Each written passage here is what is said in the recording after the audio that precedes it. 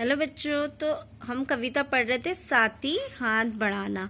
तो हमने कविता का पहला पैराग्राफ कंप्लीट कर लिया था कि जिसमें लिखा था कि हम चाहे तो चट्टानों में भी राहें बना सकते हैं, चट्टानों से भी मार्ग हम अपना ढूंढ सकते हैं। तो अब हम सेकंड पैराग्राफ पढ़ेंगे। मेहनत अपने लेख की लेखा, मेहनत से क्या डरना, कल गैरों की खातिर की आज अपनी खातिर करना। अपना दुख भी एक है साथी, अपना सुख भी एक, अपनी मंजिल सच की मंजिल, अपना रास्ता नेक, साथी हाथ बढ़ाना। तो यहाँ पे अब कवि ने सेकंड पैराग्राफ में बताया है, मेहनत अपने लेख की रेखा, मेहनत से क्या डरना। लेख यानी होता है लेखन या किसी चीज का उल्लेख, विषय। और मेहनत का अर्थ तो आपको पता है परिश्रम करना होता है।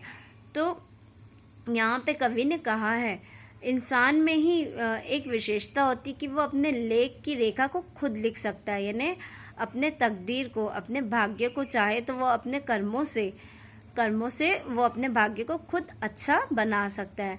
क्योंकि यदि हम मेहनत करेंगे तो हमारा जो भाग्य है वो अपने आप ही सुंदर बन जाएगा, और यदि हम मेहनत करने से जी चुराएंगे तो हमारे भाग्य के अच्छे दिन भी दुर्भाग्य में बदल जाएंगे।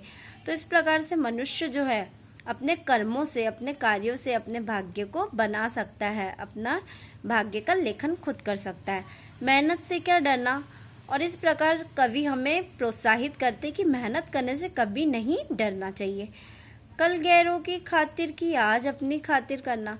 कवि कहते हैं कि गैर यानी यहाँ पे कवि ने बताया पराया या दूसरे लोग। तो कवि कहते हैं कि यदि मान लो आप किसी और के लिए कार्य करते हैं तो उसमें भी आपको मेहनत करनी पड़ती है, लेकिन यदि आप किसी कार्य को खुद के लिए कर रहे हैं तो जितनी मेहनत आप दूसरों के लिए करते तो उतनी मेहनत आप अपने कार्य में भी कीजिए, तो आपको सफलता जरूर मिलेगी। अपना दुख भी एक है साथी, अपना सुख भी एक, अपनी मंजिल सच की मंजिल, अपना रास्ता नेक, साथी हाथ बढ़ाना। अब कवि कहते हैं अपना दुख भी एक है साथी, अपना सुख भी एक। कवि कहते हैं कि अपना सुख और दुख सब एक ही है। यदि हम किसी के दुख में दुखी होंगे तो वो भी हमारे दुख में दुखी होगा, यदि हम दूसरों के सुख में सुखी होंगे तो वो भी हमारे सुख में सुखी होगा।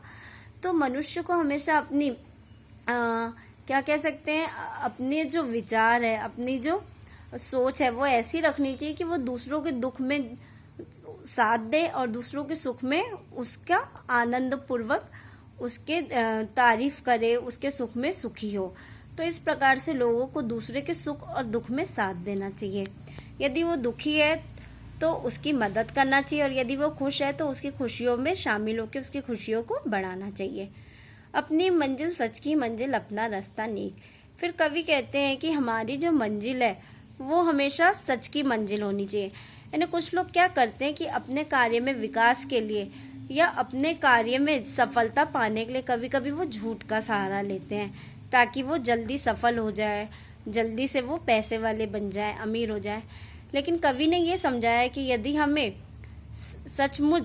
हमें अपने जीवन में कुछ अच्छा कार्य करना है तो उसके लिए हमें नेक रास्ता चुनना चाहिए। नेक यानी अच्छा या सच्चाई का रास्ता।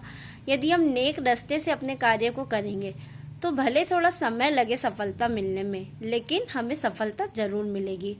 और वो सफलता हमें किसके दम पर मिलेगी? सच के दम पर। तो यहाँ पे कवि ने हमें प्रोत्साहित किया है कि हमें हमेशा सच का साथ देना चाहिए और किसी भी कार्य की बुनियाद जो है वो सच पे रखना चाहिए। इस प्रकार साथी हाथ बढ़ाना। फिर अंत में कवि ने फिर से कहा है कि साथी हाथ बढ़ाना यानी हमेशा अपने हाथ बढ़ाए रखना और दूसरों की मदद करने के लिए तैयार रहना।